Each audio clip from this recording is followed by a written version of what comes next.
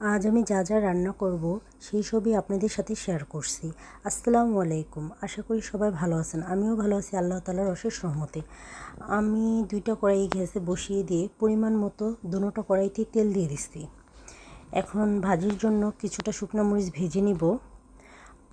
তরকারির জন্য কিছুটা পেঁয়াজ দিয়ে দিব। আমার শুকনো মরিচ ভাজা হয়ে গেছে। এখন আমি কেটে রাখা ঢেঁড়সগুলো দিয়ে দিব।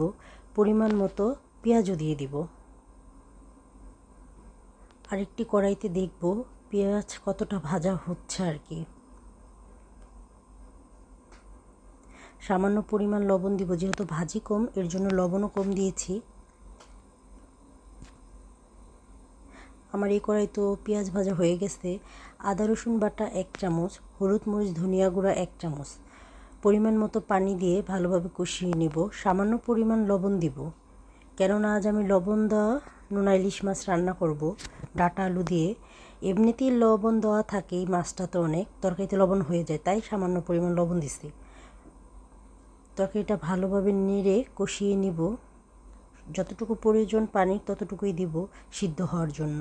এখন ভাজিটা আমার প্রায় হয়ে আসছে। আমার ভাজি হয়ে গেছে, আমি গ্যাস বন্ধ করে দিলাম। এখন তরকারিটা ঢেকে দিব।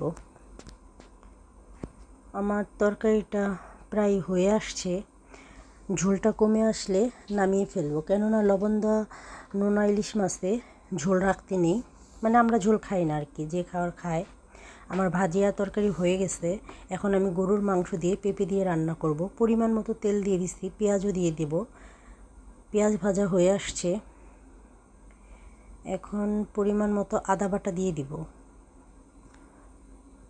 হলুদ মরিচ ধনিয়া গুঁড়া 2 চামচ, পানি দিয়ে দিব। ভালোভাবে মশলাটা কষানো হয়ে আসছে। আমি পরিমাণ মতো লবণও দিয়ে দিচ্ছি। এখন কেটে রাখা মাংস আমি সুন্দরভাবে কষানো মশলাতে দিয়ে দিব, যাতে মাংসটা ভালোভাবে কষিয়ে নেওয়া যায়।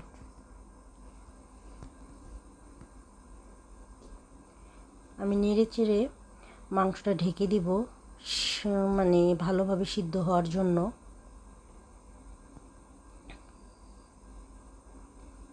এখানে অনেকটা পানি উঠে গেছে মাংস থেকে। গোস্ত বলেন বা মাংস বলেন, যে যাই বলেন।